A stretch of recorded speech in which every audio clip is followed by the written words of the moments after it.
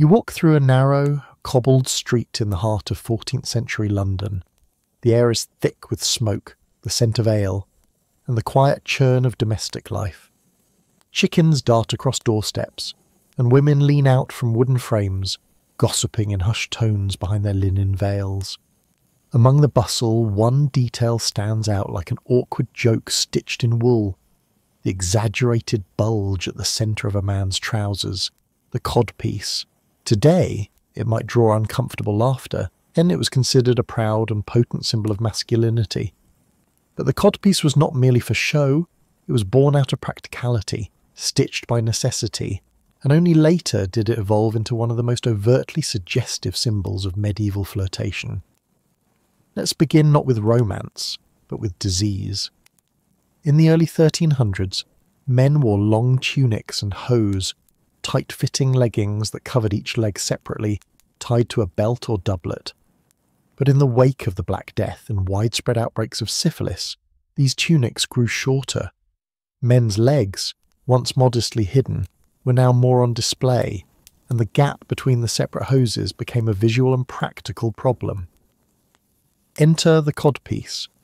Originally, it was a triangle of fabric laced between the legs to cover a man's modesty. But as fashion evolved and as masculinity became increasingly entangled with visual bravado, the codpiece transformed. It was padded, it was stitched, it was sometimes stuffed, and it became a strange kind of medieval mating signal. To understand why, you must consider what courtship actually looked like for a man in medieval England. It wasn't flowers and long walks under moonlight.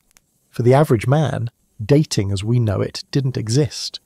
If you were a peasant, you met your partner through your parents or your parish.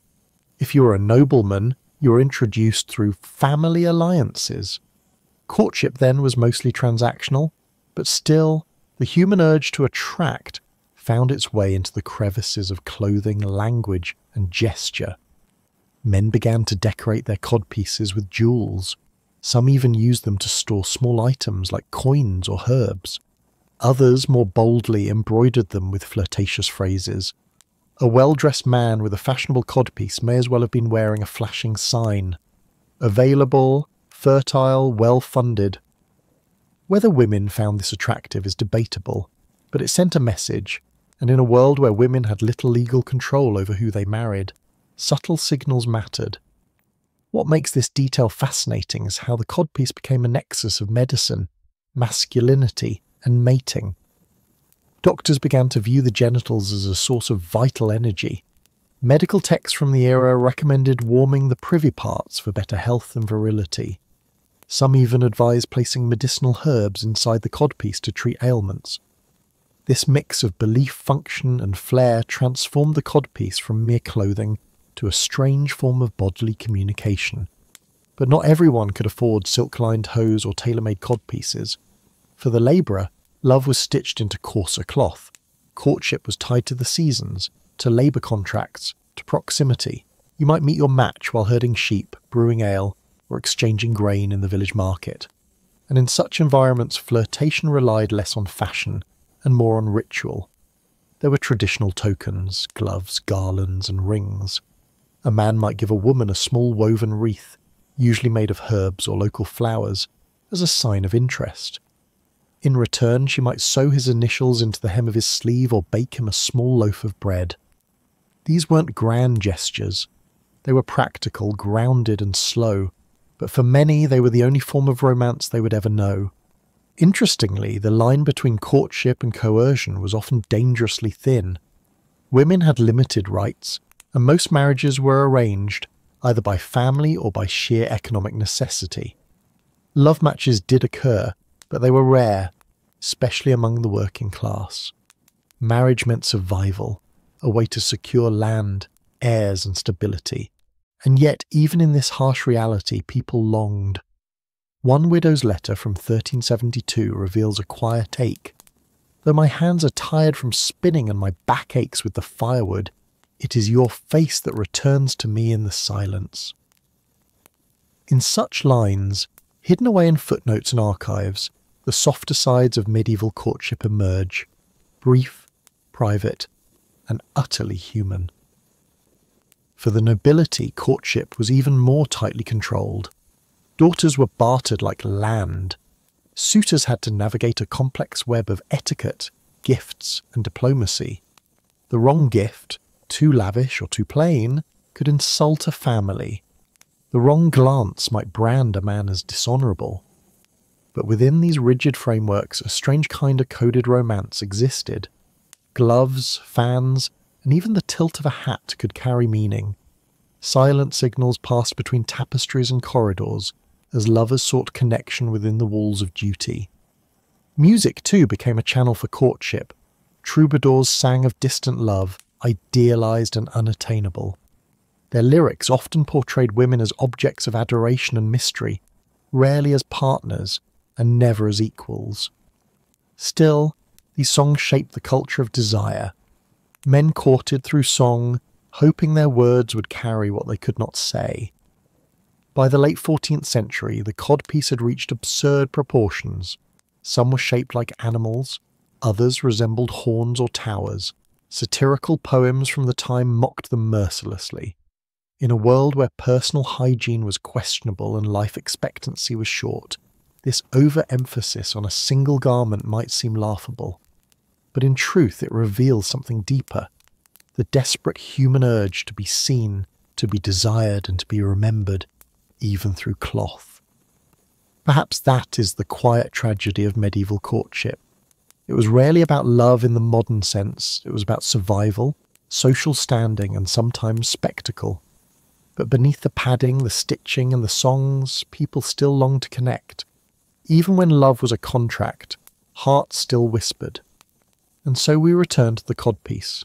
A strange garment, yes, but one stitched with history. What does it tell us, really? That fashion speaks louder than words? That even in the darkest times, people found ways to flirt? Or that beneath the absurd there lies something utterly tender? Sleep now with this thought. What other forgotten symbols of attraction lie buried in history, unnoticed, misunderstood, and quietly profound? As the codpiece became more exaggerated in form, so too did the social expectations it reflected. But the story of courtship in medieval England was never just about men strutting through the streets in embroidered wool. The act of attracting a partner, especially a respectable one, required more than bravado. It required strategy, subtlety, and a spotless reputation. For most people, one misstep could ruin not only a romance, but their entire future. In towns like York or Norwich, social standing was built on an invisible fabric of trust, behaviour, and public observance. A single rumour that a woman had spent time alone with an unmarried man, or that a man had visited a widow too often, could trigger gossip strong enough to ruin betrothals, break apprenticeships, or damage a family's honour. That's because in medieval society, honour wasn't individual, it was communal.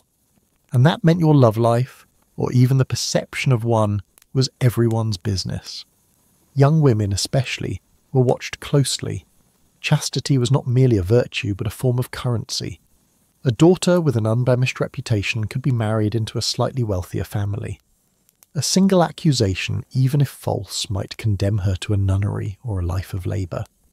For this reason, public spaces were where courtship happened, at church, in marketplaces, or at festivals.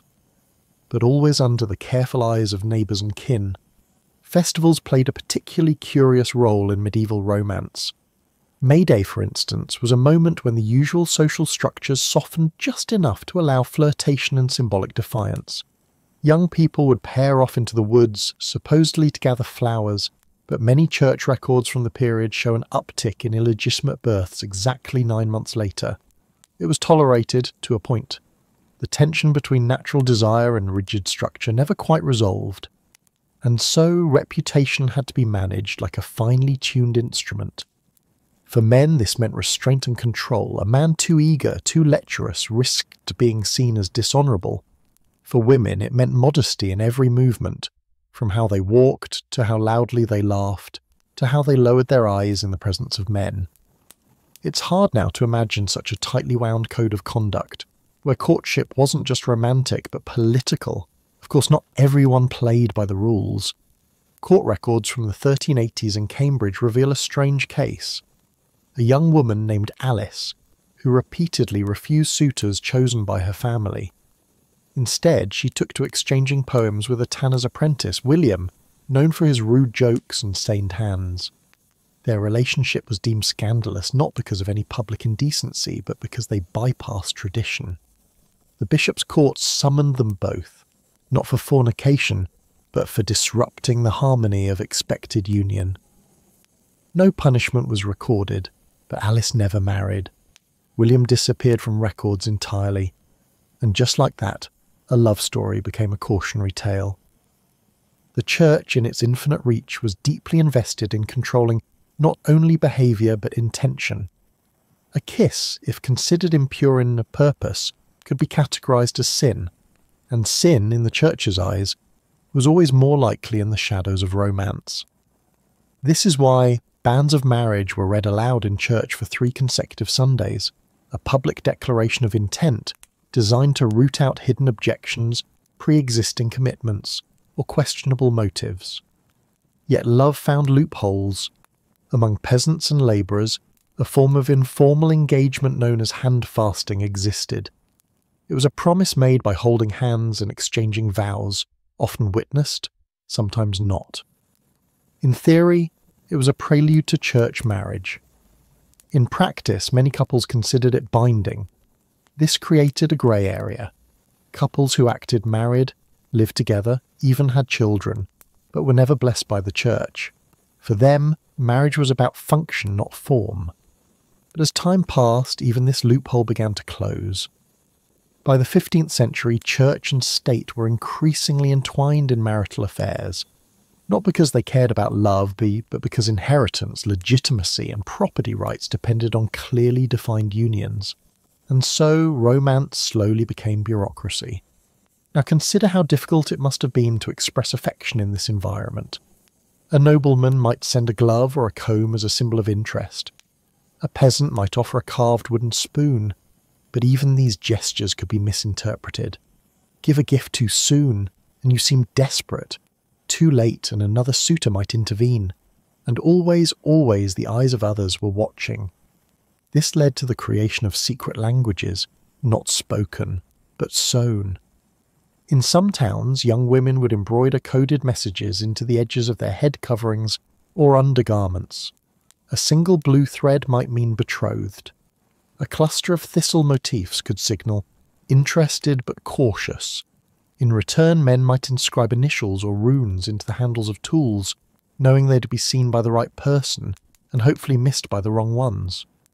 These were acts of rebellion in miniature, not defiant enough to be punished, but bold enough to carry meaning. But what of older couples? What happened after courtship succeeded? Married love was rarely romanticised in medieval life. Husbands and wives were expected to perform duties, not emotions. The man was to provide, protect, and lead. The woman to manage the household, bear children, and obey. But even within the rigid framework, affection existed. Letters from husbands to wives, preserved mostly among the literate classes, often speak of worry, tenderness, even longing. One merchant, writing to his wife while away on trade, ended his letter with this line: "Tell the children their father thinks of their laughter, and tell you, my gentle son, that without your voice the day is colder." These aren't the lines of a poet, they're the words of a tired man longing for home, and in them, a love deeper than courtship, stitched into routine, sorrow and memory. Still, expectations weighed heavily. A woman who failed to produce children might be cast aside or replaced. A man who fell into debt risked not just poverty but loss of marital standing. In such conditions, love was a luxury, something one hoped would grow, but rarely chose at the start. And yet people carved moments of affection from the stone walls of duty. Shared bread, silent prayer, a glance across a crowded chapel. These became the new courtship long after marriage began. If young love was daring and dangerous, old love was quiet and sacred. It's important to remember that most of what we know comes from records, and records often capture what goes wrong. Scandals, betrayals, punishments, but hidden in the margins are traces of something gentler. A midwife who remembers the way a husband held his wife's hand during labour. A priest who noted, without obligation, the laughter of a newly married couple. A servant's scribbled note in the corner of an account book. He watches her like she is the first flame. These are the stories history forgets to tell, not because they're unimportant, but because they're too ordinary, too quiet, too human. And so we return to the question, how did people love in a time when love was not expected? How did courtship survive in a world so focused on control? Perhaps the answer lies in the spaces between, in glances, in gifts, in gestures that defied silence. Even under layers of wool, linen, and law, heart still found ways to speak. But one question remains. In a society so governed by reputation, when did love begin to matter more than what others thought? By the end of the 15th century, courtship in medieval England had become a delicate balancing act between law, religion, tradition, and quiet desire. The codpiece, that once practical patch, had by then grown into almost comical proportions. Satirists mocked it, artists exaggerated it. Yet behind the jokes lay a deeper truth. People were grasping at symbols, costumes and rituals to make sense of something that was rarely spoken aloud, the longing for connection. You might imagine the medieval world as one dominated by rigid roles, with little space for romantic feeling. And you would not be wrong, but you would be incomplete. There was love, there was heartbreak, there were quiet rebellions and tender regrets. They just didn't always look like the love stories we recognise today. For many, love wasn't a reason to marry. It was a hope that might come later, if at all. The laws that governed love were not always fair, but they were thorough. For instance, a woman could be taken to court simply for promising to marry one man and then changing her mind. Called breach of promise, it was treated as a kind of fraud, especially if the suitor had given gifts or spent money with the assumption of an impending wedding. Court transcripts reveal moments where affection is laid bare, often painfully, a man testifying that he had waited through 2 harvests for a bride who married another. A girl's father explaining that his daughter's affections were misled by poetry and foolish tokens, yet sometimes the courts showed sympathy. One famous case from 1479 tells of a young servant girl, Joan, who was betrothed to an older butcher, but secretly in love with a miller's apprentice. When the butcher brought her to court for breach of promise, Joan pleaded that she had been forced to agree and never gave her heart. The judge, surprisingly, sided with her, not because she had a right to choose, but because the initial agreement had lacked sufficient witness and consent. A loophole in language, but enough to give Joan her freedom. These scattered moments of choice flicker like candlelight through the dark halls of arranged unions. They remind us that even within a system of control, people reached for what they wanted, if only in whispers and fragments. And then there was the role of the church, whose influence over love was as heavy as stone. A priest could refuse to bless a marriage he believed was insincere, immoral, or unlawful. But more than that, the church worked tirelessly to define what real love should look like. It should be chaste, it should be pure, it should exist only within the holy bounds of matrimony, and even then, only for the purpose of producing children. This theological view filtered down into every village, shaping how people thought and spoke of love. Passion, if it existed, was to be controlled. Desire was a test of faith. And any form of courtship that wandered too far from propriety, a touch held too long, a visit without chaperone, a letter written in secret, became a moral failing. But the church too was full of contradictions. In monasteries and convents, love still found a way. Letters between nuns and priests, once hidden but now preserved in archives, reveal emotional bonds that defied doctrine. One abbess, writing to a priest she had once worked with, confesses, "My soul is committed to God, but my heart still lingers where your hand once held mine." These were not physical affairs. They were emotional, spiritual connections, deep and forbidden, yet very real. For the poor, love was often tied to hardship. In families where every mouth strained the year's harvest, marriages were less about affection and more about alliance. A man might seek a wife who could plough or thatch. A woman might choose a man who owned a mule or had good teeth. Yet even here, glimpses of romance surface.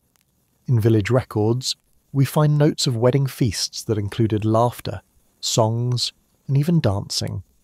Neighbours gathering not only to witness but to celebrate. A poor man's joy not recorded in poetry but remembered in the bread broken and ale poured. And then there were the tokens. Even in the humblest households, love had its artefacts.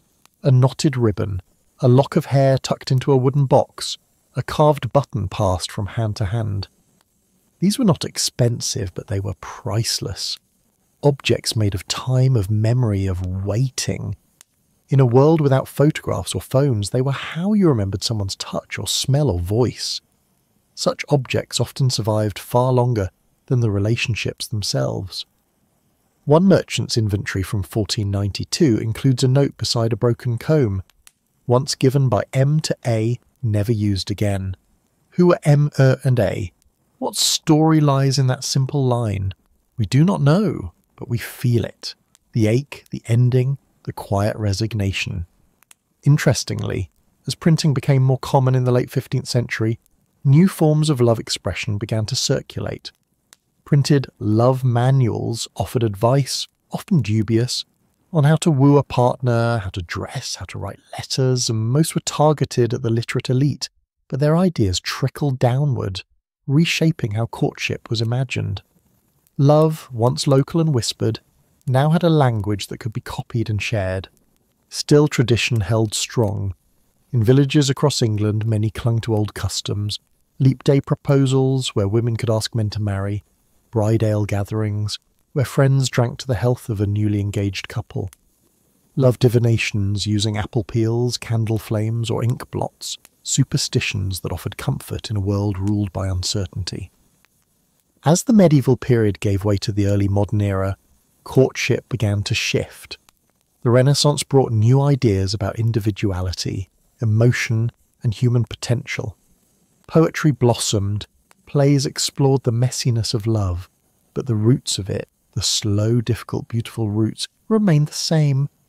People still worried about being seen, still feared rejection, still hoped, against all odds, that someone would choose them not for land or lineage, but for laughter and light. And they still used whatever they had, a glove, a glance, a line carved in wood, to say what they couldn't say aloud. So now, as you rest, let's return for a moment to where we began. A cobbled street, a padded codpiece, and a world that believed love should be hidden, managed, contained. It wasn't, it never is.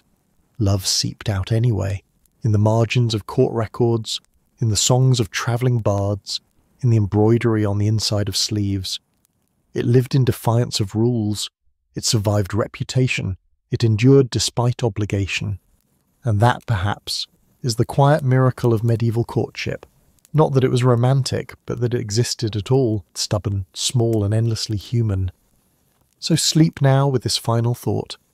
In a world that tried to measure love in dowries, duties, and doctrines, maybe it was in the smallest things, the hidden stitches, the half-smiles, the unsent letters, that love was truly found. Imagine waking up in a small one-room hut. The roof above you is thatched with damp straw, the floor below packed with cold earth. Chickens rustle in a coop just outside. A faint whiff of joke lingers from last night's fire. You're a peasant in 13th century England, and today your parents are negotiating your future, not with priests or poets, but with your neighbour's family over a boundary ditch and a pig. In the medieval countryside, marriage was rarely about love. It was a contract, a fusion of land, labour and livestock.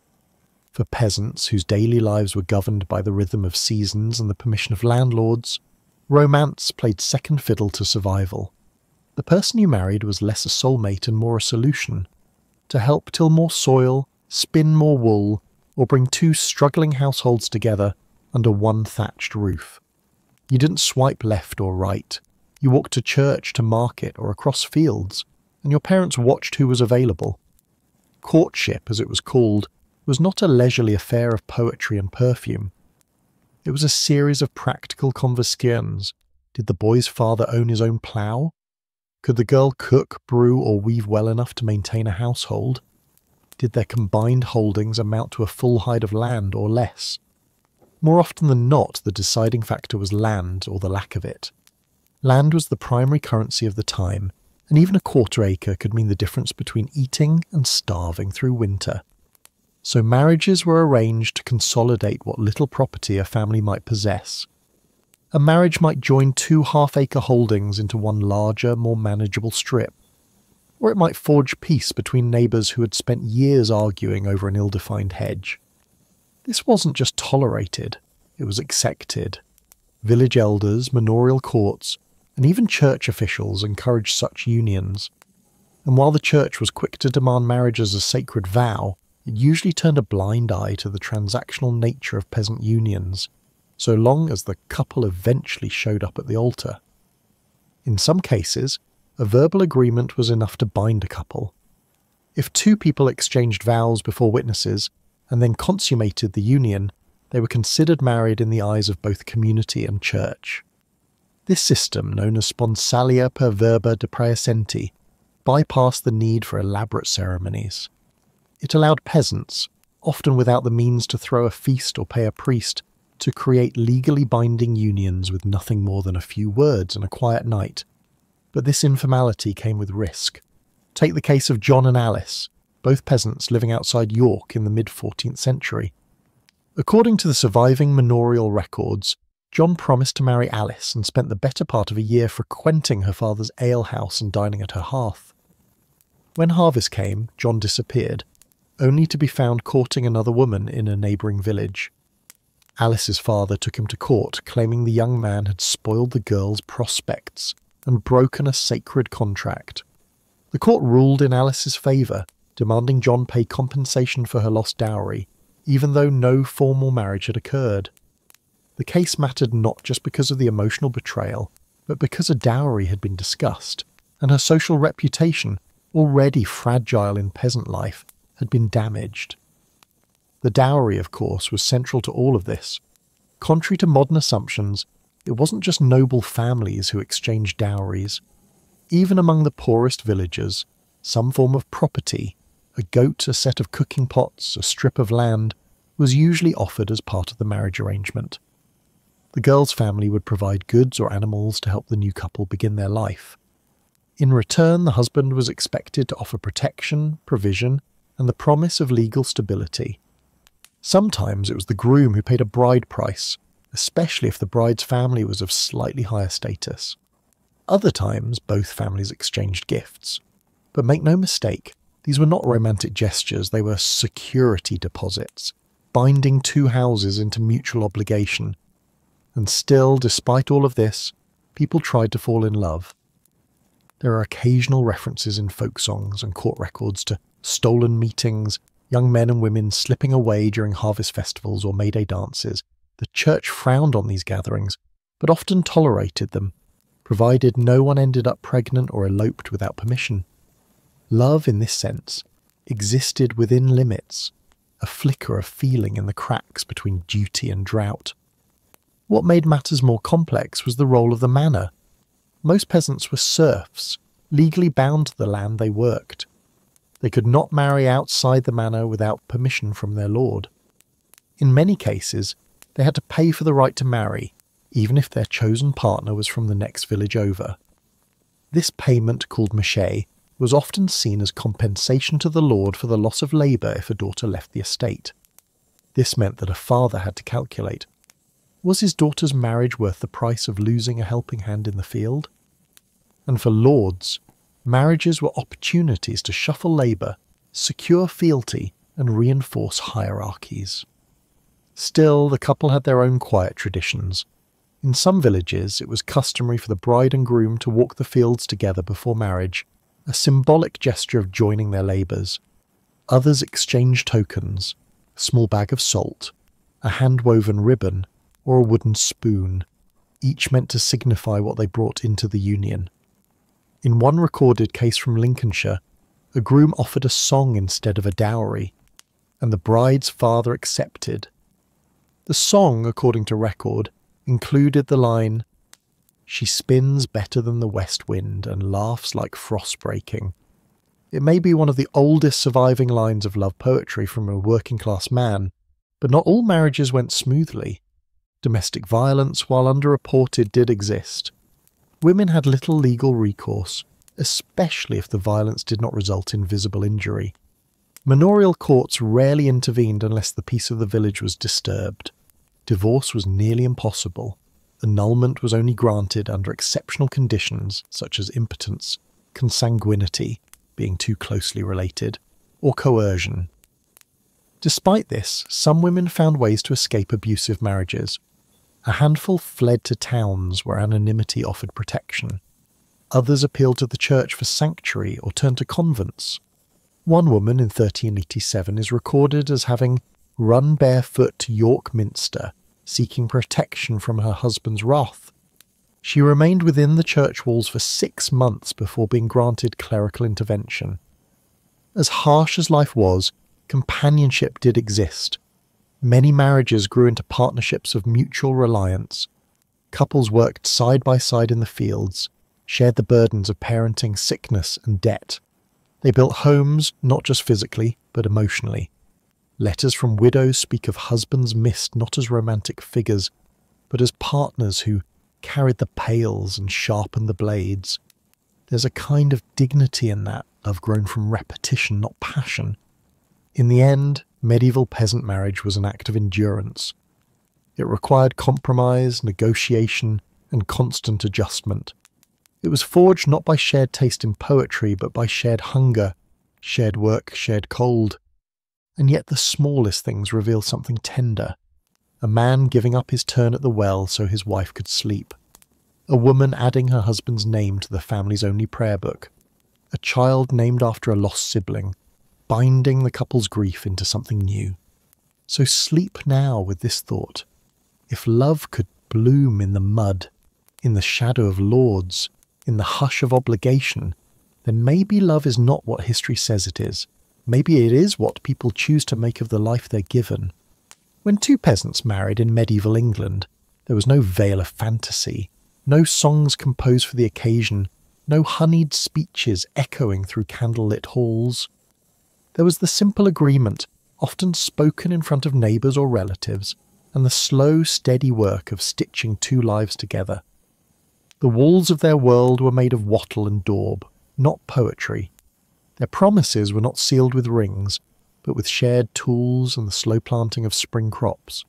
And in these modest gestures, love, or something like it, quietly endured.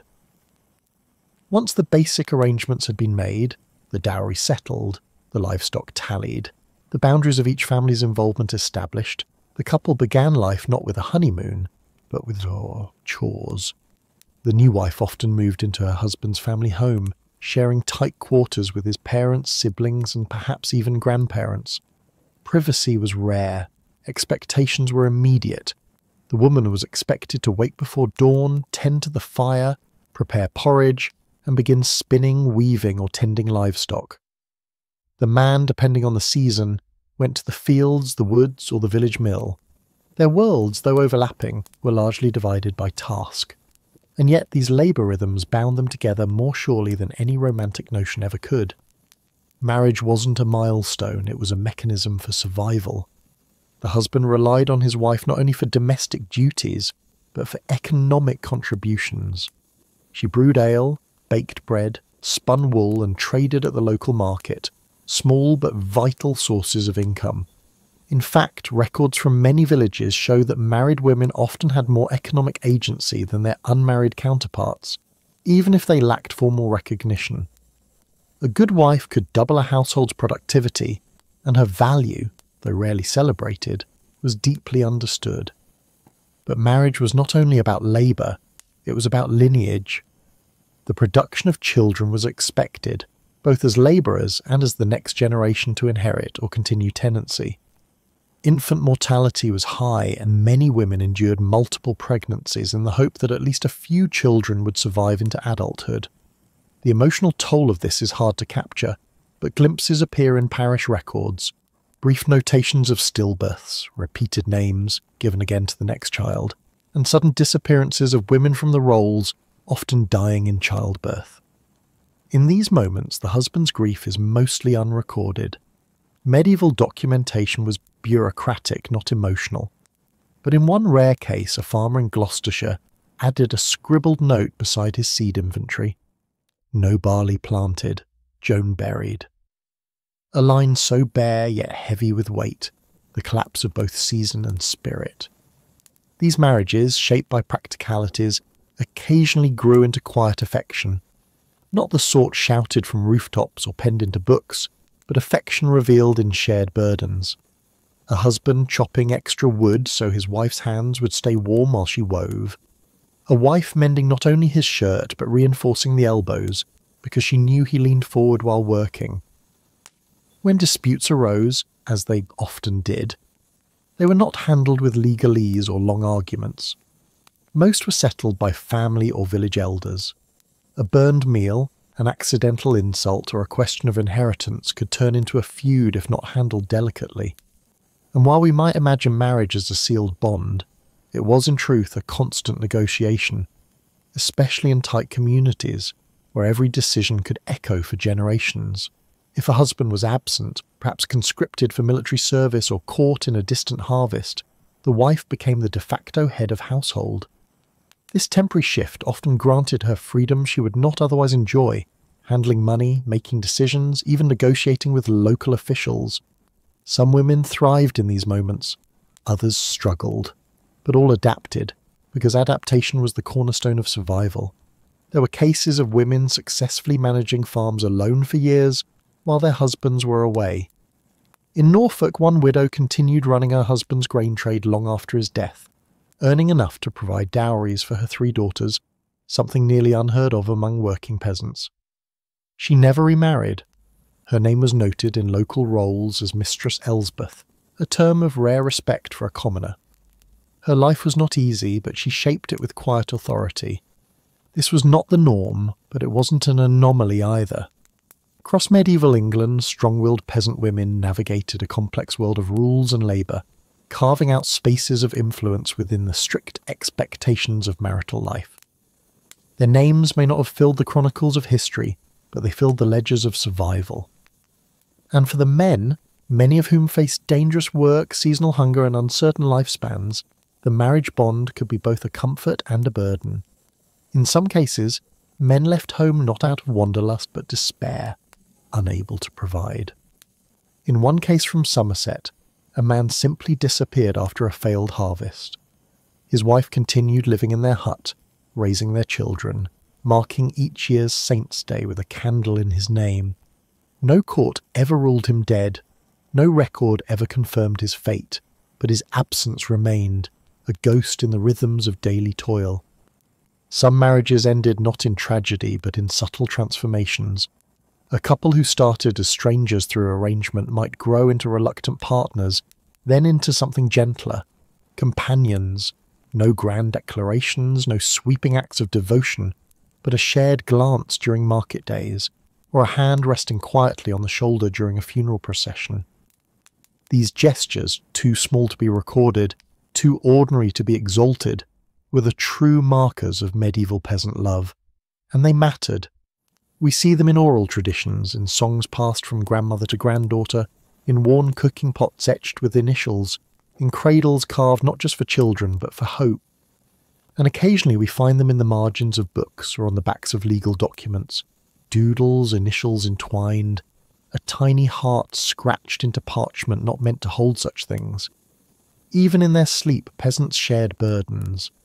Husbands and wives often huddled together under a single blanket, sometimes joined by children or animals, the fire reduced to embers. Their last thoughts were not of passion, but of tomorrow's chores, tomorrow's food, tomorrow's weather. And yet, in this closeness, a kind of intimacy was born. Not the kind shaped by fleeting desire, but by shared weariness and mutual trust. That trust, once broken, was rarely repaired. Adultery among peasants, while less documented than among nobles, carried enormous consequences. A woman caught cheating might be shunned, her children questioned, her family's reputation stained. A man might be fined, ridiculed, or even forced to leave the village. The price of betrayal was not just emotional, it was economic and social. Trust was currency, and when it was spent recklessly, the cost could linger for generations. Still, forgiveness existed. There are records of couples reconciled after disputes, brought before the manor court only to leave with hands clasped again. One record from Derbyshire notes a couple who quarrelled over the measure of oats but resolved in goodwill and agreed to tend the field jointly. No love story there, perhaps, but something steady, honest and human. So much of what we believe about love, the declarations, the dramatic choices, the momentous passion, comes from literature, not life. But for medieval peasants, love was forged not in sudden sparks, but in the steady coals of companionship, in patience, in resilience, in years spent tending the same patch of earth beside the same face, through floods and frost and fleeting harvests. As you drift now into sleep, consider this. What if the purest forms of love are not the loudest? What if they are the ones too quiet for history to write down, but too deep to be forgotten? By the final years of the medieval era, the idea of peasant marriage had grown into something surprisingly complex. What began as a contract, a legal merger of families and fields, had evolved into a partnership, often quiet, sometimes reluctant, but built to last. In a world of thatched roofs, wooden shoes, and crop cycles, the bond between husband and wife wasn't forged by fireworks. It was worn smooth through repetition, duty, and the quiet moments no one ever thought to write down. As couples aged together, their love, if it could be called that, settled into something more enduring than passion. There was no grand anniversary celebration, no second honeymoon, no public praise, but there was rhythm. She knew how he liked his ale warmed. He knew when her back hurt from kneading bread. They might not have spoken often of affection, but they expressed it with every shared task, mending fences, storing barley, preparing for the long winter. Older couples were often looked upon with a kind of reverence in the village. They were called upon to bless younger unions, mediate family disputes, or guide new parents. Their experience wasn't romanticised, but it was respected. They made it, people would say, as if crossing the decades together was a kind of quiet miracle.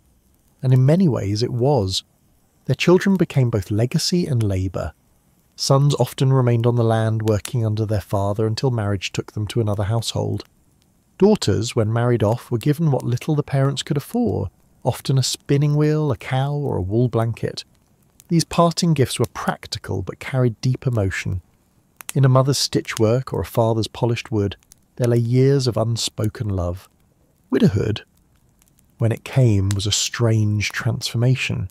Women especially often lived years beyond their husbands, and for many peasant widows, it was the first time they had full legal control over land or property.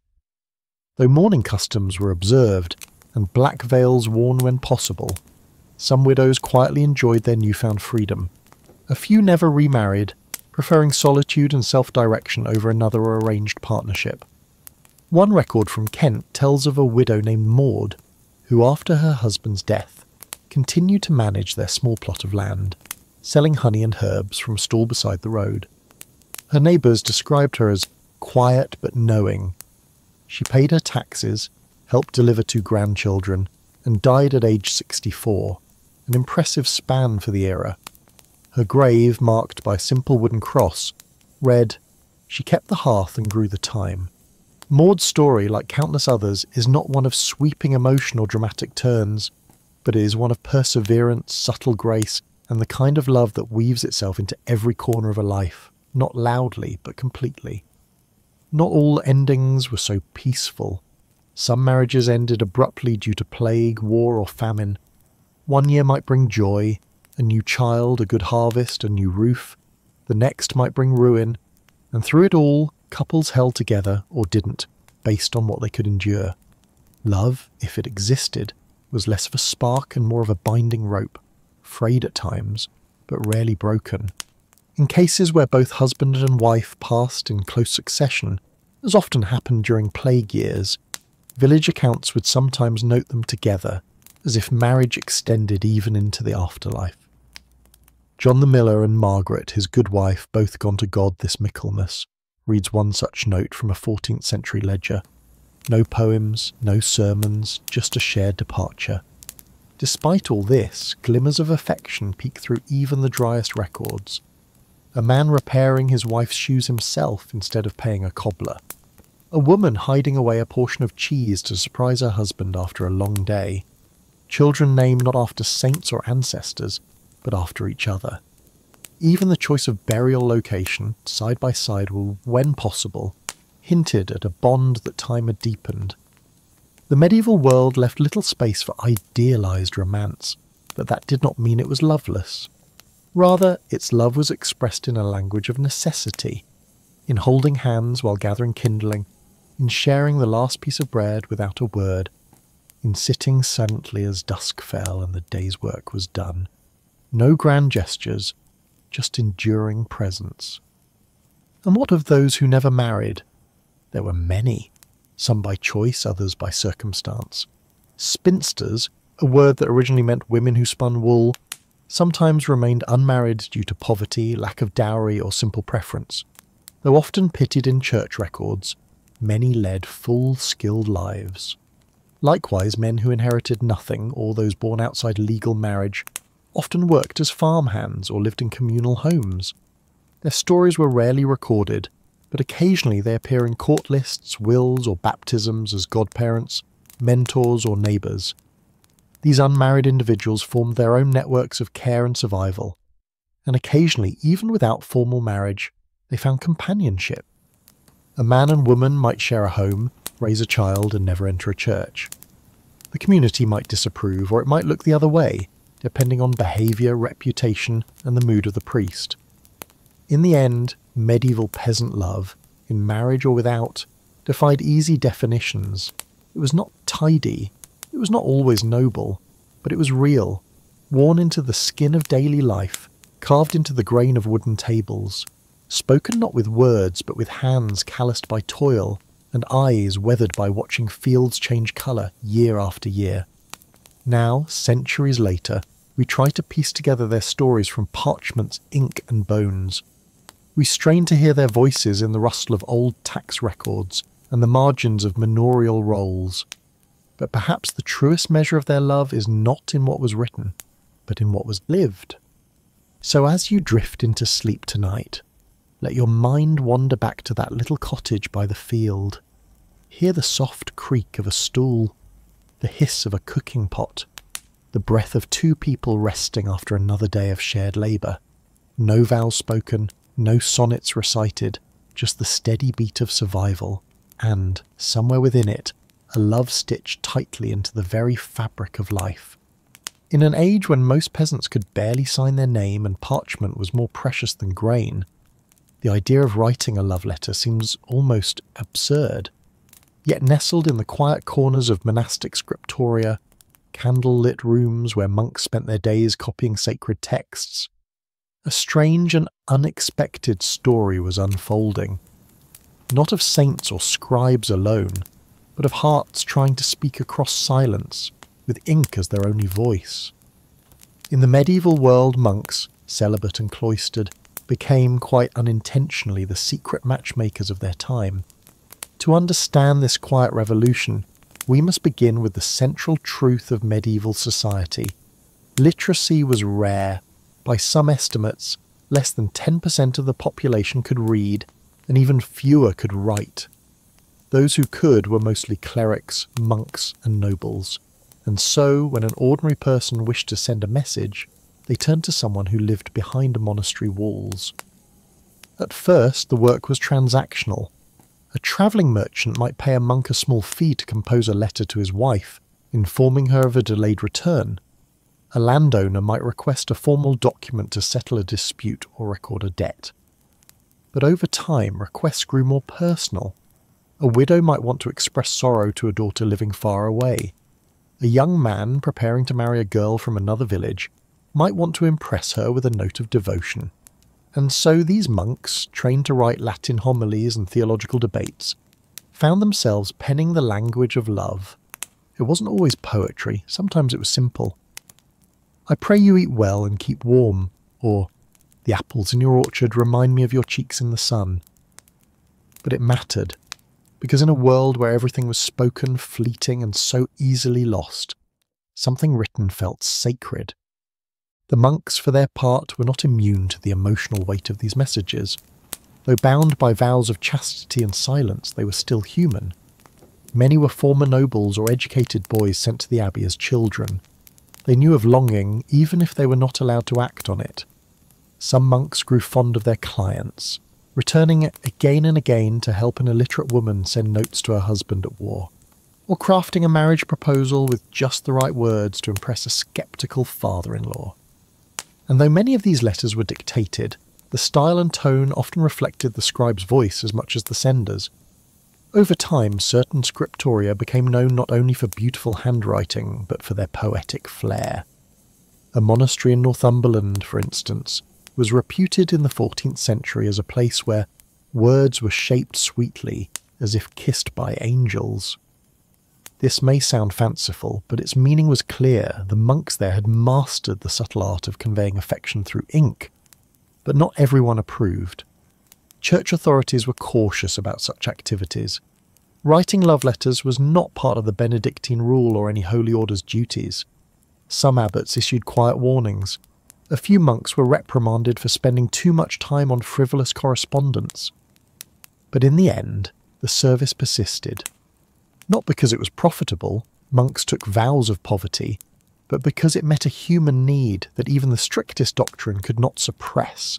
The need to be heard, remembered, loved. And so, love letters became a quiet tradition, exchanged through intermediaries, delivered by travelling friars, merchants, or trusted neighbours. Some were read aloud, others were kept hidden, folded carefully and tied with ribbon or thread. They were treasured not just for their words, but for the miracle of their existence. Proof that someone, somewhere thought enough of you to find a monk, dictate a message and wait weeks or months for a reply. It's important to note that these letters were not always romantic. Some were between siblings, parents and children, friends long separated. But within the lines, affection bloomed. One letter, preserved in a monastery near York, reads, "I see your face each time the rain soaks the window. I pray the clouds pass quickly and return you with the sun." It could be from a lover, or a sister, or a friend, and that ambiguity only deepens its quiet power. In rare cases, love letters sparked real unions. One tale, half legend, half documented, speaks of a scribe named Brother Matthew, who was asked by a young woman to compose a letter to a man she admired. He obliged, but as the correspondence continued over several seasons, Matthew found himself growing emotionally entangled. His letters became increasingly tender, though he never signed them with his name. Eventually, the man proposed marriage to the woman, confessing that it was not her words but the soul behind them, Brother Matthew's soul, that had won him over.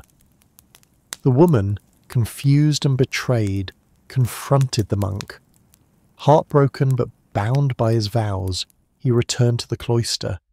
The couple never married, but the tale lived on as a cautionary story and as evidence that even behind walls of stone love had ways of reaching beyond what was permitted. The role of monks in literacy extended beyond letters. They taught reading to the sons of nobility and occasionally to bright village boys. In rare cases, daughters of wealthy merchants were also educated, especially if destined for convent life. And once a person could read, they could write, and once they could write, they could express feelings too dangerous to say aloud. This gave rise to homemade verse, small poems penned in margins of prayer books or scrawled on the back of tax records. Some were private, others shared among friends. Though crude in grammar and simple in form, they were raw with honesty. "My fingers are blistered from the plough," one reads, "but I would still write you 1,000 names if it brought you near." Not all letters survived. Most were destroyed, lost, or buried with the dead. but a handful, preserved by accident or curiosity, now rest in museum archives, their ink faded, their meaning still intact. Holding one is like hearing a voice whisper across 600 years, not of war or kings, but of hope, longing, and the bravery of reaching across silence. These letters also served as matchmakers for those who could not meet. In times of plague or political unrest, travel was dangerous. Parents arranged marriages through written negotiation. Sometimes these notes were direct and cold. My daughter has 1 cow, 3 sheep, and knows how to spin. Other times they showed a flicker of warmth. She smiles with kindness and will make a good hearth. Either way, the written word made bonds where voices could not reach. Some letters failed. A misspelled name, a misread tone, a message intercepted. Any of these could doom a potential union. There are records of cancelled marriages due to letters that offended the sensibility of the father or contained unchaste metaphor. It reminds us that writing, like speech, could misfire, and that love has always required careful translation. And so we return to the monks, hunched over their desks in drafty rooms, penning not only psalms and chronicles, but the beating hearts of strangers they would never meet. They did not see themselves as matchmakers. They did not seek reward, but through their labour they gave voice to the voiceless, hope to the hesitant, and permanence to feelings that might otherwise have vanished into wind and ash. So sleep now with this final image, a folded scrap of parchment tucked into a satchel, travelling over muddy roads towards someone waiting in the candlelight. They may not know the hand that wrote it. They may not guess the voice behind the words, but when they read it, something stirs, not only in memory but in belief. Because even in the silence of ink, love found its way. Inside the cool stone walls of a medieval scriptorium where every footstep echoed, and the only music was the scratch of quills against parchment, monks copied sacred texts with unwavering discipline. Psalters, gospels, and homilies flowed from their hands, each line executed with reverence. But among these holy labours, a quieter, more human work occasionally found its way onto the page. Letters, not to bishops or kings, but to sweethearts, suitors, and long-lost kin. Monks, sworn to lives of prayer and solitude, had become the unlikeliest of participants in the complex web of medieval affection. Once literacy began to seep beyond cloister walls, its influence was quietly transformative. For the very few among the laity who could read and write, literacy granted a kind of invisible power, the power to speak across time, to express emotion with precision, to leave behind a record. Most of all, it gave ordinary people, especially women, a way to assert inner life where the world often silenced them. But for those who could not write, the monks remained indispensable. Requests came to them from all corners. A wool merchant's wife might want to send her husband a note before he left on a long trade route, asking him to return by Michaelmas. A young man, too shy to speak his heart aloud, might commission a letter to his beloved, asking her to meet him discreetly during the All Saints' festival. And in some cases, letters weren't even sent. They were written only to be read aloud by the sender, kept folded in a pouch, or memorised as a kind of emotional talisman. There were, of course, risks. Sending a letter could be misinterpreted as presumptuous, especially if the recipient was of higher social rank. And when the message involved romance, especially between people of different classes, the potential for scandal was real. But the written word offered something spoken language could not. It allowed people to choose their expressions carefully, revise their feelings, and preserve them. A letter could be held, reread, hidden, burned, repeated silently in the mind long after the voice had vanished. And the monks, skilled in crafting the right cadence and structure, became subtle masters of nuance. They knew when to phrase a compliment delicately. Your laughter warms the windowed halls of my memory. They understood how to hedge a risky proposal. If your heart leans as mine does, perhaps the spring will find us walking the same path. In time, they developed a quiet shorthand for love, carefully balancing piety with passion. These writings were not florid or dramatic. Medieval people, especially in rural areas, were direct, and many letters reflected that. One preserved message reads, "I send this by hand of our cousin's boy. If you favour me, light your lamp at vespers. If not, I will trouble you no more." Another says simply, "The moon rises early now. It would please me to walk beside you before the frost." Such restraint carried its own poetry. The emotional weight was not in the flourish, but in the courage it took to request the letter in the first place. In an age when marriages were arranged, expressions of personal desire were bold, even radical, and the fact that they had to be filtered through a monk, someone who lived by celibacy and detachment, made the process more complicated still. But the monks were not immune to the emotional tone of what they wrote. Though they never signed the letters, some left faint marks, a slight curve in a particular letter, an extra space between words, an especially ornate capital. These were not mistakes.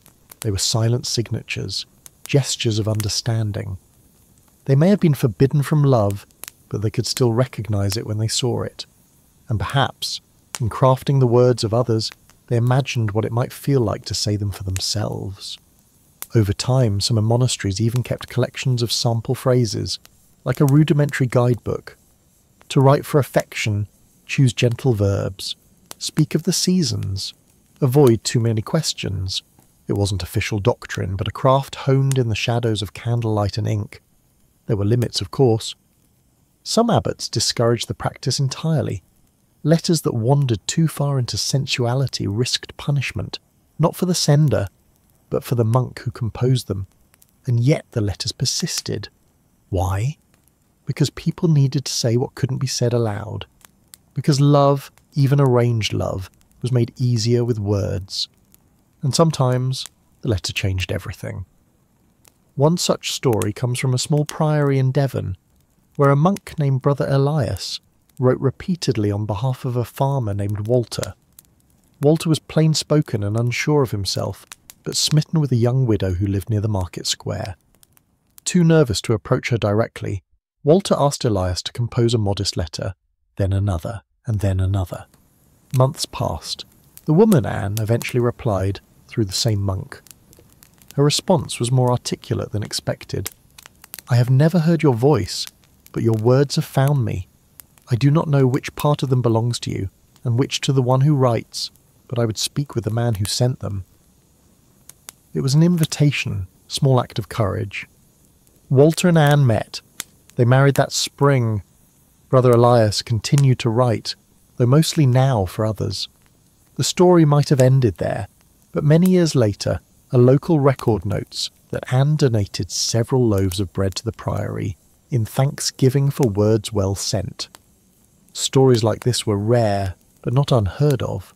They remind us that while letters often fail to change destinies, they sometimes tilted them slightly, enough to shift a path, open a door, allow a meeting. And in a time when so much was beyond individual control, birth, marriage, inheritance, even a small shift could be everything. Letters also offered solace in absence. When a husband went to war, or a wife left to care for an ailing parent in another village, letters served as lifelines. Many began with invocations. "May God keep you well beneath his gaze," or "This letter travels on wings of prayer." But between the blessings there were worries. Have the rains hurt the barley? Does our youngest still cough? I dreamt of your hand on the gate. They were not grand, but they were genuine. Some letters were never answered. Others were returned unopened, rejected, or lost. And yet the act of writing still mattered. Even if the words never reached their destination, they anchored a moment, a feeling made solid, however briefly, against the tide of uncertainty. As the late medieval period gave way to the early modern era, literacy slowly expanded. More lay people learned to write. Guilds began keeping written records, towns established notaries. But the tradition of asking a cleric for help never vanished completely. It lingered, especially in rural places, where education was slow to arrive and emotions remained just as difficult to express. And what of the monks? They rarely spoke of the letters they wrote. Most continued in obedience, never breaking their vows, but in rare instances, glimpses of their own yearning can be found. One fragment from a monastery in Wales contains the line, "I write for those who may one day love, though I myself remain silent." Another, "The hand that pens these hearts may never hold one. Still, let it write well. These are not confessions, they are quiet acceptances. Proof that even those who renounce love may understand it more deeply than those who chase it carelessly. So now, as you drift into rest, imagine a folded piece of parchment, soft with age, creased with care, passed hand to hand beneath a winter sky. Imagine the fingers that held it, the lips that whispered its words, the breath that stilled as it was read. A message not only of affection, but of the courage it takes to feel something, and the hope that someone, somewhere, might feel the same. In the hush of quills and stone love spoke anyway. By the time the 15th century waned and the printing press began its quiet transformation of Europe, the world of medieval letters was already changing. Yet the legacy of handwritten love, shaped in part by monks, by ink-stained lay scribes, and by those who had never known how to read a single word, did not vanish. It softened, aged, and lingered, like pressed flowers between the pages of forgotten books. In its fading lines and worn creases lay one of the most intimate forms of medieval survival, the need to feel close, even when far apart. These letters, passed hand to hand across counties, or smuggled between convent walls and castle halls, did something no feast, battle, or coronation ever could. They preserved the common voice. They told of the interior world, the hesitant, hopeful, humble yearnings of ordinary people. And for many who had no power, land, or title, the letter became the one place where they could express agency, where their feelings mattered. In the monasteries, the scribes continued their quiet labour. While sacred texts still dominated their time, the request for letters, especially love letters, never truly ceased. Even in monasteries that frowned upon such correspondence, there were always those who in quiet rebellion agreed to help. Sometimes it was a novice monk still new to the cloister, who hadn't yet been hardened by the rhythm of discipline. Other times it was an elder, long past ambition, who understood that charity included matters of the heart. There are records of monks who became known across their regions not for their sermons, but for their writing. A monk named Brother Peter of Ely, for instance, was said to compose such moving messages that even hardened merchants wept upon reading them. His letters were simple, clean, and filled with mercy, according to one patron who donated candles to the abbey, in thanks. Another monk, unnamed but frequently referenced in the manorial records of Somerset, was known to rewrite poorly phrased love notes from young men who knew what they felt but not how to say it. In these acts, monks became midwives of feeling, delivering emotions others could not bear to shape alone. Of course, letters did not always bring joy. Some bore bad news, a broken betrothal, a marriage arranged to another, the passing of a spouse. These too were entrusted to scribes, and in those moments, the monks became vessels for grief. "Tell her," one letter reads, "that I stood by the oak she loves, and the sky was empty." Another, "My heart does not curse you, only the time we were born into." Such messages required compassion, and monks, often having witnessed death and solitude firsthand, were well suited to channel it. Women, especially, found in letters a form of freedom they were denied in daily life. While many could not write, they often dictated with clarity. A letter from a young woman in Lincolnshire, penned by a monk on her behalf, describes the details of a scarf she had woven for her betrothed. It holds the colour of the hedge in April, and the thread beneath the corner is for when you are too tired to speak. These were not just tokens of affection, they were offerings of comfort, wrapped in metaphor. Some women wrote letters to absent lovers, others to unborn children. One particularly poignant example survives from a convent outside Canterbury, where a young nun wrote a letter, never sent, to a man she had loved before her vows. She left it folded inside a psalter. It reads, "You will never see this, and I will never hear your voice again, but the lilies by the river still grow, and I hope you walk there." The letter was discovered centuries later, its author unknown, but her longing, suspended forever in ink, remained untouched by time. In this way, letters became more than communication. They became confessions, wishes, even prayers. Some were hidden beneath floorboards, others were placed in graves, folded in hands or tucked into sleeves. Many were burned, perhaps by those ashamed, or those too heartbroken to keep them. And yet a small number survived, enough to show us that medieval love was not merely arranged, political or transactional. It was layered, often fragile, often brave. As literacy spread, first to merchants, then to craftsmen, then slowly into the homes of skilled labourers, the need for monk scribes lessened. Still, the art of the love letter endured. Schoolboys wrote clumsy verses to girls they barely knew. Widowers composed solemn thanks to women who brought food or care. Travellers, uncertain of their return, scribbled blessings onto the backs of coin purses or scraps of sackcloth. By the 16th century, printed love manuals began to circulate. These books, filled with example letters, romantic phrases, and suggested compliments, made it easier than ever for people to borrow the language of affection. But something was lost too. These new forms lack the deeply personal nature of dictated letters, the soft edges, the hesitations, the pauses where emotion overwhelmed grammar. Still, even in this transition, the memory of monk-written letters held a certain charm. They were spoken of in folklore, in plays, in ballads sung beside fires. The monk who penned hearts, one song goes, never kissed nor wed, but still lit many beds. A cheeky line, yes, but one that captures a strange truth, that those who abstained from love sometimes understood it best. For some scribes, the process of writing hundreds of other people's emotions gave them a strange kind of wisdom. A monk might live his entire life in silence, yet know more of longing, joy, betrayal, and reunion than anyone in his parish. He became a custodian of emotion, a keeper of thousands of unnamed stories. And when he died, that knowledge, those letters, often vanished with him. But a few remain. In archives across England, tiny collections of personal letters are still studied. Some are bound in leather, others rest loose in faded boxes. When read aloud, they still carry breath. They are not just words, they are echoes. They remind us that long before love was shouted from rooftops or broadcast in glowing screens, it was whispered on parchment. That feelings too large to say aloud were trusted to ink and handed to those who had taken vows never to use it for themselves.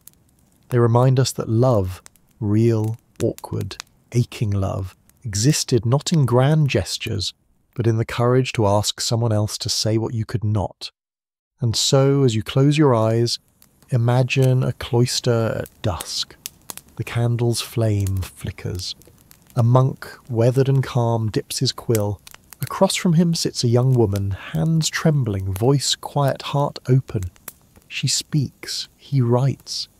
Together they shape something fragile, something new, a message carried not by force but by hope. Not all letters were answered, not all love was returned, but all of it, every word, every silence between words, meant that someone tried. And in that trying, something sacred was born. In medieval Europe, the weight of love was measured not in feelings, but in coin, cloth, and livestock. A marriage, even among the humblest classes, came with an expectation, the dowry. It was not a gift, nor merely a tradition. It was the economic foundation of marriage itself, the glue that sealed contracts, transferred property, and defined a woman's worth in stark monetary terms. And for many families, especially those teetering on the edge of poverty, the dowry was both a burden and a bargaining chip, a decision that shaped not just their daughter's future, but their own survival. A dowry, by definition, was the property or wealth a bride's family transferred to the groom or his family upon marriage. It might include land, cash, animals, tools, linens, or even a well-brewed barrel of ale. In wealthier circles, a dowry could be elaborate: silver goblets, jewellery, or written guarantees of inheritance. But in peasant communities, it was often simple and painfully scraped together: a goat, a spinning wheel, a chest of clothes passed down through generations. Regardless of scale, the dowry had one central purpose: to legitimise and secure the marriage contract. Without a dowry, a girl might remain unmarried, or marry far below her social station. With a good dowry, even a poor farmer's daughter might rise slightly, gaining a husband with a bit more land, a few more oxen, or a better chance at a stable future. But dowries were not just hopeful offerings, they were calculated investments, and sometimes they were all a family had. The anxiety surrounding dowries affected nearly every aspect of medieval domestic life. Families began saving for their daughters' marriages from the time the girls were small.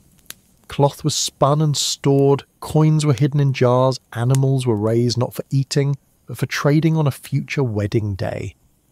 And if a father died before he could arrange a match or finalise the dowry, his will would often include detailed instructions about what his daughter should receive, down to the last piece of copper or the condition of her mattress. This obsession with securing a marriageable dowry sometimes turned daughters into currency. There are accounts of sisters being sent to convents simply because their family could not afford dowries for both. The one with the stronger dowry married. The other prayed behind stone walls, not out of spiritual calling but economic necessity. Among the gentry and merchant classes, dowries became even more formalised. Marriage contracts were drawn up by scribes, witnessed by local elders or church officials. These documents outlined exactly what each party brought to the union: the bride's goods, the groom's property, and any shared expectations for future children. In some towns, it became customary for dowries to be displayed during the wedding: a cart laden with textiles, tools, livestock, or baskets of preserved fruits, all paraded before the community like a dowry parade. But dowries didn't simply end at marriage. In many places, if a woman died young and childless, her husband was expected to return part or all of the dowry to her family. These return clauses were meant to protect the bride's kin, ensuring they did not lose their wealth to a failed union. Yet such clauses also led to conflict. Inheritance disputes became common. Widowed men accused of hiding or selling dowry goods were hauled before local courts. Grieving parents, still mourning their daughter, found themselves arguing over a chest of wool or a missing cow. The church, ever present in medieval life, had a complicated relationship with dowries. On one hand, it supported them as a means of stabilising marriage and protecting women from abandonment. On the other hand, it frowned upon the commodification of marriage and cautioned against viewing women as property. Priests often walked a fine line, blessing unions that were clearly transactional, while preaching that marriage should be built on mutual respect and Christian duty. Dowries also influence behaviour. A girl with a sizable dowry might find herself courted more eagerly, not always with good intentions. There were documented cases of men marrying purely for dowry gain, only to mistreat or abandon their wives once the goods were in hand. Though rare, such betrayals did occur, especially in places where enforcement of marriage laws was weak. In one village record from 1391, a man married a young woman, accepted her family's dowry of 2 sheep and a pig, and then fled 3 days later.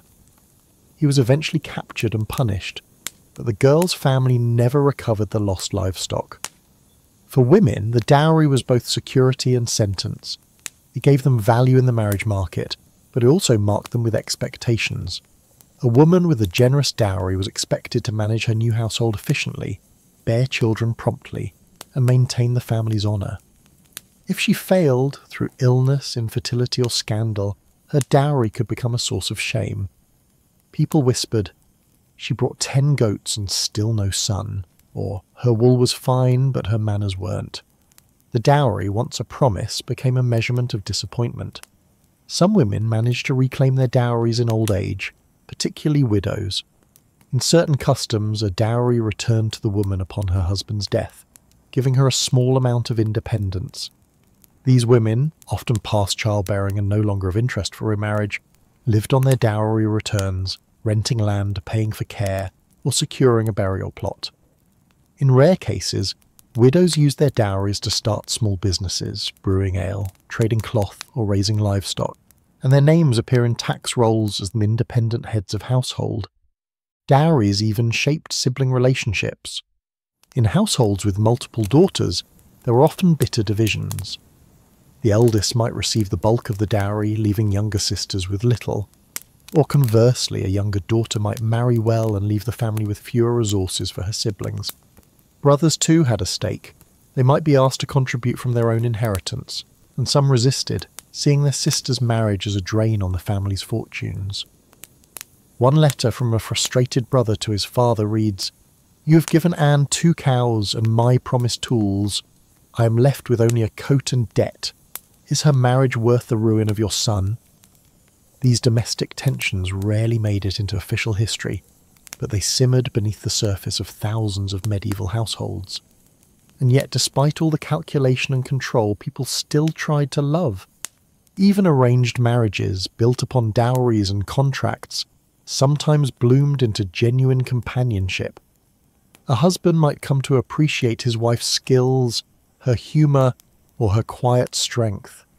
A wife, initially fearful, might find comfort in her husband's reliability or kindness. Over time, the dowry that once defined the terms of their relationship faded into the background, replaced by something that couldn't be measured: familiarity, partnership, shared struggle. There were even rare cases where love won out over dowry.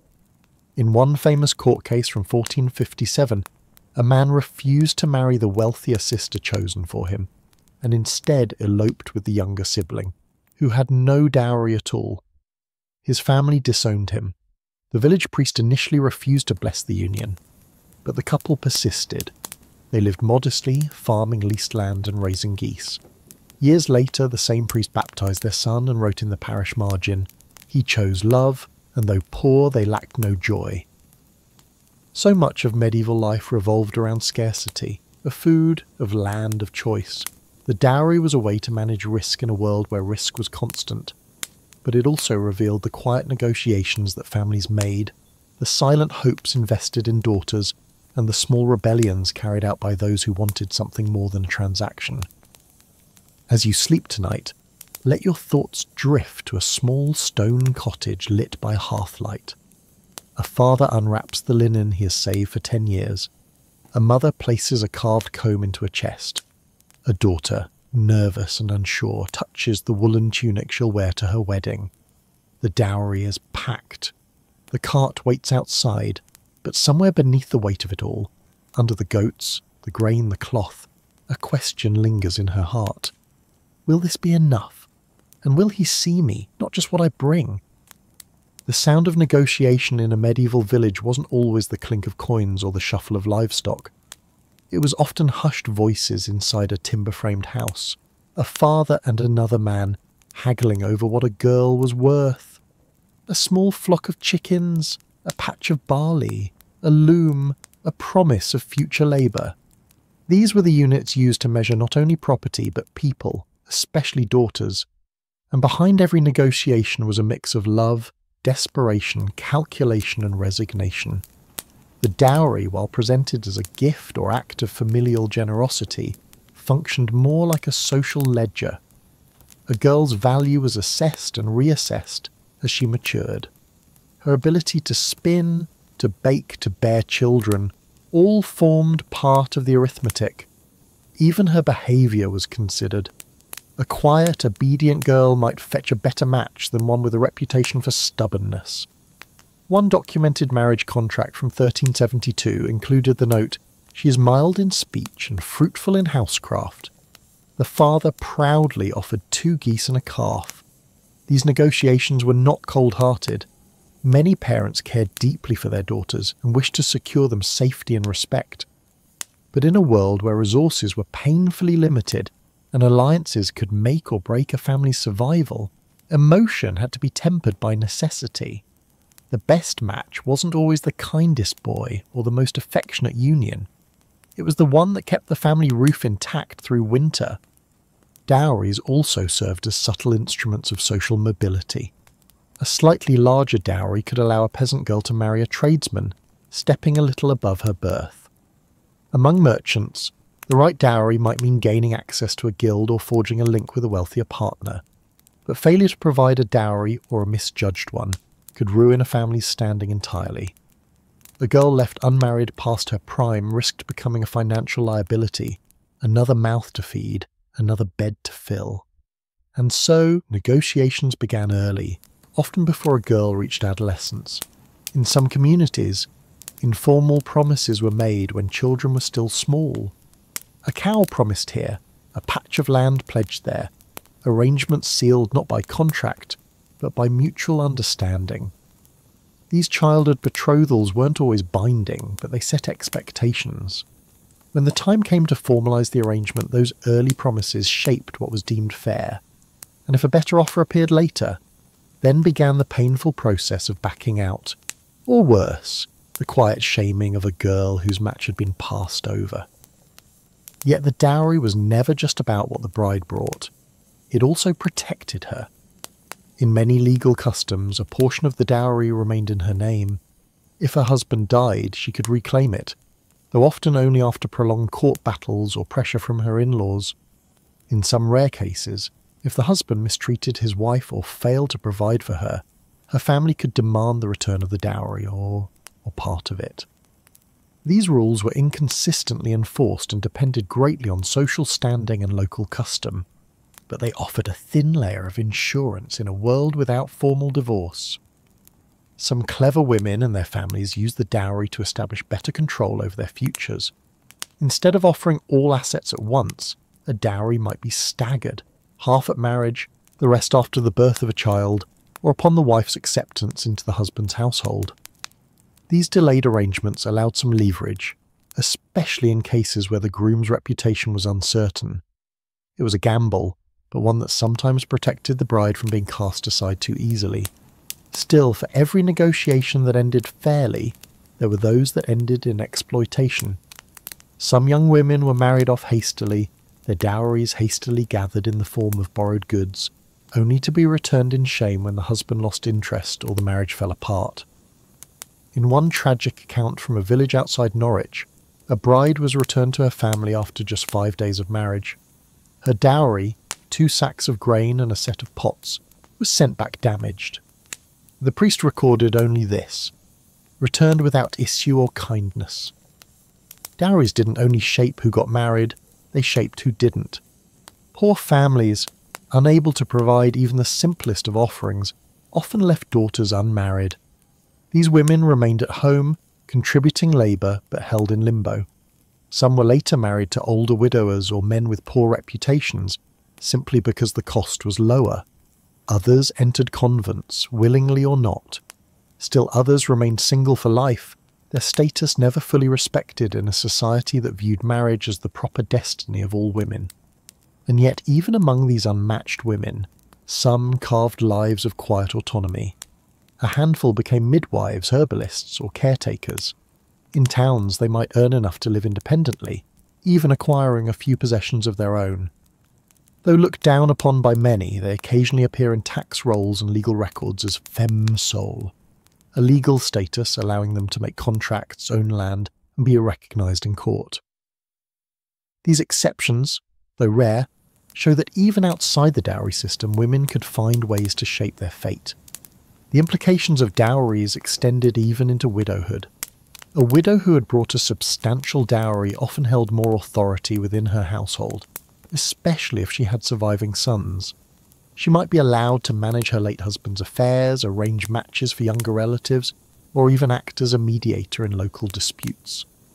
One document from 1410 refers to a widow as respected for her judgment in matters of bread and brides, a telling phrase that links the domestic with the diplomatic.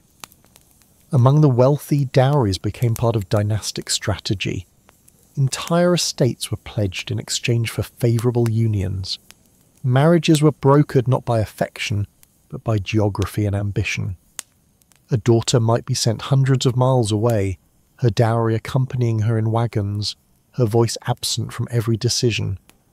Her worth was measured not just in silver, but in what her children might inherit. The higher the class, the more elaborate the calculation, and the more distant the bride from her own marriage. Yet amid all the math, there were glimpses of defiance. Some daughters refused matches, and occasionally their families listened. One account from a Yorkshire manor tells of a girl who refused 3 offers, insisting she would only marry a boy from her own village. Her father, though frustrated, gave in. Her dowry was modest, just a goat, a stool and a wool cloak, but the marriage lasted, and their children later inherited both land and story. In the village they were known as the stubborn pair who made it. Even arranged marriages, initially cold and calculated, sometimes melted into mutual regard. There are letters and second-hand accounts of couples who began with nothing more than shared obligation, only to find affection in the midst of duty. A husband learning his wife's favourite herbs for soup, a wife mending her husband's boots before he asked, a joke told across the threshold, a hand held when no one else was looking. These small acts chipped away at the structure of trade and turned it, if not into love, then into care. Some even used their dowries for good. A widow in 1463 endowed a small chapel with the leftover silver from her wedding chest. Another woman, never married, donated her dowry cloth to a nunnery to clothe orphans. These quiet redemptions hint at a deeper truth, that while dowries could be cruel, they could also be reclaimed. That even systems built on control can be softened by choice. And so the dowry, that strange mix of love, leverage and legacy, shaped the most personal of human connections for centuries. It forced decisions, created bonds and built walls. But inside those boundaries people still lived, hoped and adapted. Some obeyed, some resisted. Most simply did what they could. So sleep now with this quiet scene in mind. A girl seated at a wooden table. Her hands rest on a folded cloak, her dowry stitched into every seam. Her mother stands nearby, silent. Outside a cart waits. A man she hardly knows waits, but in her eyes there is something unspoken, not resistance, not surrender, but the question that has echoed through every bargain ever made. What am I worth? And who gets to decide? As the late medieval world transitioned toward the early modern age, the dowry remained, unchanged in purpose but evolving in scale. In many ways it became heavier, not just in coin and goods but in consequence. Now deeply woven into the legal, economic and emotional fabric of European life, the dowry determined not only who married, but how power flowed through families and across generations. The girl who once arrived at her wedding with a cloak and cow now brought written deeds, livestock receipts, and notarized guarantees, all symbols of a woman's worth and her family's reach. In some regions, the dowry began to morph into a more contractual and enforceable asset, bound by local law and protected through public record. Courts grew more involved. Clerks copied dowry lists. Witnesses signed agreements. The once informal exchange of household goods became a legally codified transfer of wealth. For wealthy families, these documents resembled business deals. For poorer ones, they felt like final hopes. Everything rested on the match, not just a daughter's fate, but the family's. This increase in formality changed how dowries were viewed. They were no longer simply a bride's contribution to a household. They were an investment with long-term consequences. Should the marriage fail, whether through death, infertility or scandal, the dowry became evidence in disputes. Some husbands tried to withhold them, some in-laws disputed them, daughters returned home with half their belongings or none at all. And when questions arose, it was the written word, not family memory, that settled matters. The irony was bitter. A practice meant to protect women could also imprison them. A girl married off with a large dowry had little room for complaint, and she had, after all, been well provided for. A poor girl without one had no leverage in her marriage and no standing in her community. The dowry cast a long shadow before and after the ceremony. For many women, it marked both their social entry and the limits of their voice. And yet, within this rigid system, people continued to adapt. Among the middle and lower classes, practical dowries remained common. A spinning wheel, tools for brewing, a ploughshare. In fishing villages, nets and barrels. In wool towns, carders and looms. These items, though humble, were deeply symbolic, not only tokens of labour, but signs of trust. Parents handed their daughters the very objects they had used to survive. It was an inheritance of effort. In these more modest circles, dowries could also become a kind of quiet rebellion. If a father had no wealth to offer, he might build his daughter's dowry with labour, working for his future son-in-law, helping to expand a house or fence a field. Sometimes neighbours contributed too, pooling together coins or goods to help a girl they admired. These acts of generosity are scattered in parish records, noted with phrases like assisted by goodwill or gifted by the hands of the village. No formal ceremony marked these efforts, but they carried a deeper message. She may be poor, but she is not alone. In rare but powerful cases, women used their dowries to shift power dynamics within their marriage. Especially in towns where trade and craft guilds flourished, a wife who brought tools, land or cash into the union might retain a degree of influence. Some women insisted their dowry be held in joint ownership or even solely in their name. Though often resisted, these arrangements gave them more say over household decisions, business ventures and even child rearing. One widow from Exeter, whose name was Margaret, was granted full ownership of her late husband's small tannery, thanks in part to the tools she had provided through her dowry. She continued operating it for 14 years, became a known figure in her guild, and trained 3 apprentices, 2 of whom were her grandsons. Her dowry had not just served her marriage, it had built her legacy. Not all stories ended so well. Some women, unable to bear children, found their dowries returned to them in shame, often partially stripped or damaged. Others were left with nothing, especially if their husbands remarried and their goods were passed to a new bride. Disputes over dowries fill manorial rolls and ecclesiastical court records. The goods were rarely glamorous, a chipped pot, a faded cloak, a worn plough blade, but they were fought over as fiercely as estates. Not for their value, but for what they symbolised: fairness, memory and identity. Dowries also shaped the language of affection. Even in love letters, references to dowries crept in. A suitor might write, "I love you for your kindness, your laughter, and the fine barley your father grows." Sometimes this was a joke, sometimes not, but always the economics of love lingered in the background. Love was spoken of in terms of warmth and harvest, marriage in terms of investment and return. The church continued to walk its uneasy line. Clergy blessed dowry arrangements during weddings, even as they preached against greed. Some religious orders encouraged modest dowries, arguing that too much wealth corrupted the purity of union. In some towns, charitable funds were set up to help poor girls marry, one of the few institutional acknowledgements that the dowry system, left unchecked, would leave too many behind. And still, amidst all this, couples found ways to build something real. There are records of men who added to their wives' dowries later in life, giving them gifts of silver or land in gratitude for years well shared. Women, too, sometimes returned their dowries to their sons or daughters-in-law, weaving them back into the family line. These gestures may have been small, but they represented something rare in the medieval marriage contract: mutual choice, affection, earned over time. Dowries even left echoes in language. In some regions, to say a girl was well packed meant she had a generous dowry.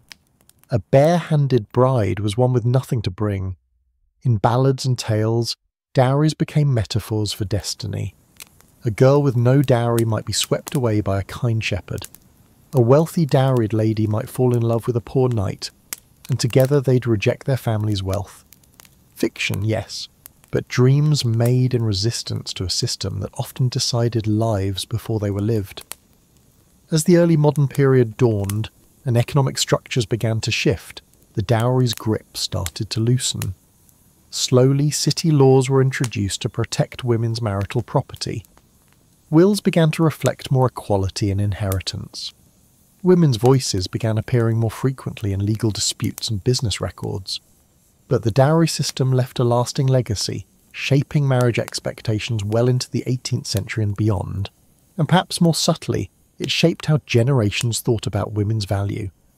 The dowry taught families to measure a girl's worth, not by who she was, but by what she carried into marriage.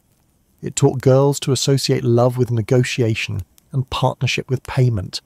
It taught entire communities that marriages were not only personal but public transactions, binding everyone in their outcome.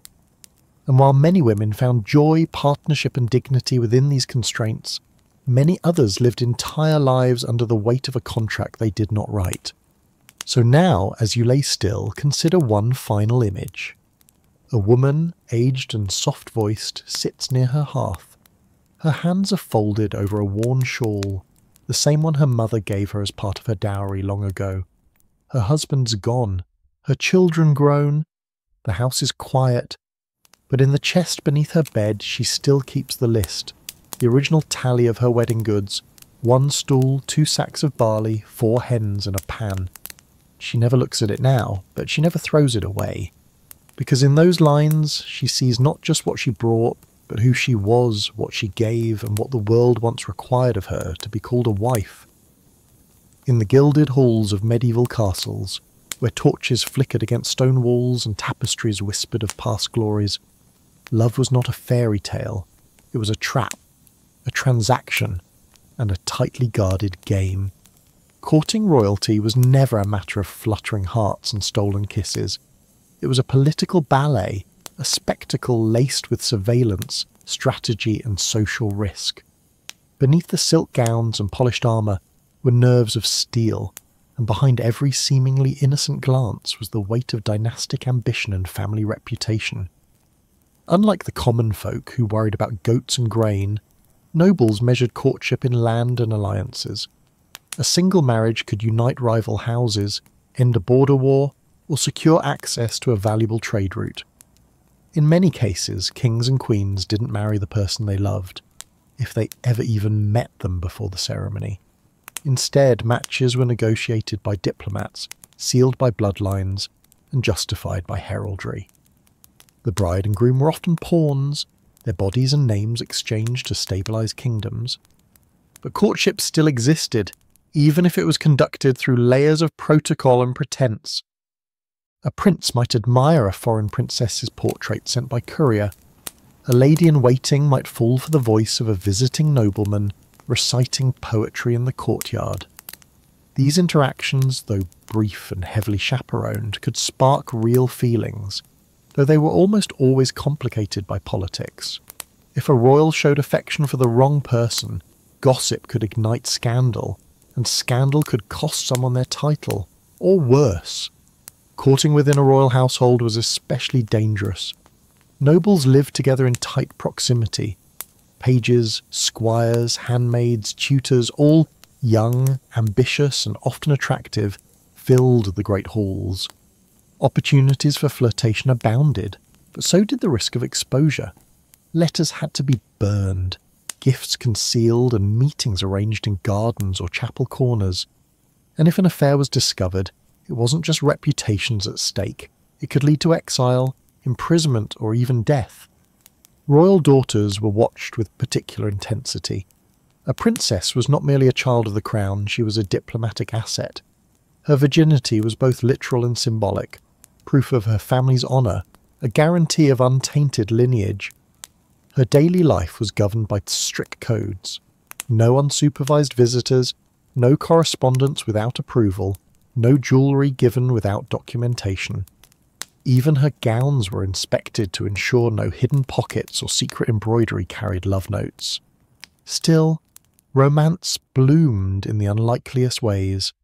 A glance across a tournament field, a gift of a carved wooden comb slipped into a saddlebag, a single sentence whispered during a formal dance. These gestures were tiny rebellions, harmless in form but bursting with meaning for those starved of emotional freedom. And sometimes they grew into something more. One such tale is recorded in the letters of a 14th century lady-in-waiting named Isabeau. Serving the court of Queen Joanna of Naples, Isabeau wrote of her growing affection for a knight named Renaud. a cousin of the foreign envoy. Their only conversations took place in passing, formal and cautious, but he once gave her a ribbon embroidered with a hawk, her family's symbol. She hid it in the lining of her sleeve. Years later, when she was married off to a distant count, she claimed she still wore that ribbon beneath her gown on feast days. Her letters never reached Renaud. They were found, unsent, among her effects after her death. Courtships among royalty were often shadowed by suspicion. Servants were trained to observe, tutors were instructed to report. Even jesters, whose job was to entertain, sometimes acted as informants. Kings feared betrayal from within, because history had taught them that the wrong marriage or the wrong affair could lead to rebellion. Love, when unapproved, was seen not as a distraction, but as a threat to national security. And yet kings and queens themselves were often at the centre of scandal. Royal affairs, whether hidden or flaunted, were common. A queen might favour a musician. A king might father children with multiple courtiers. These liaisons were sometimes accepted, especially if they didn't interfere with politics. But if they involved jealousy, secrecy, or favouritism, they could erupt into full-blown crises. King Edward II of England famously showed unusual affection toward Piers Gaveston, a nobleman many believed held undue influence at court. Their closeness caused friction with barons and ultimately contributed to Edward's downfall. Whether their relationship was romantic, platonic, or political remains debated, but the court saw it as dangerous because it broke the expected pattern of royal alliances. Likewise, Queen Isabeau of Bavaria was accused of numerous affairs, some likely untrue, some possibly real. One rumoured lover, a knight from the lower nobility, was executed without trial. Another simply vanished. The Queen herself remained, her status protected by her title, but her reputation suffered for generations. For those below royal rank, even the smallest misstep could mean ruin. A noble woman caught exchanging letters with a married man might be sent to a convent. A squire who dared flirt with a duchess could be stripped of title and sent to war. Punishments were swift and cruel, designed to preserve appearances and prevent precedent. The message was clear. Noble love was acceptable only when convenient to power. Yet despite the risks, love stories continued to unfold behind curtains and across banquet halls. Many of these were quiet, unnoticed. A baroness who remained faithfully devoted to a knight, long since exiled. A lady-in-waiting who married beneath her station to escape a life of sterile protocol. A prince who wrote poetry not for political gain, but because it made him feel real. These stories, when they surfaced, were often wrapped in rumour, but they left traces, in letters, in legends, in the hushed admiration of later generations. Among the more daring were those who eloped. Though rare, some noble couples defied custom and fled together. These acts were met with outrage, pursuit, and often severe consequences, but the passion behind them was undeniable. One such pair, a Flemish noblewoman and a French knight, fled in disguise across the Pyrenees. They were caught, separated, and imprisoned. But their names were carved into a chapel door near their meeting place and still visible centuries later, a ghostly echo of defiance. Even in arranged marriages, tenderness sometimes emerged. Royal spouses who began as strangers sometimes grew into true companions. There are records of kings building gardens for their queens, queens nursing their husbands through illness, couples exchanging private gifts long after their political usefulness had ended. These were not grand love stories, but they were honest ones.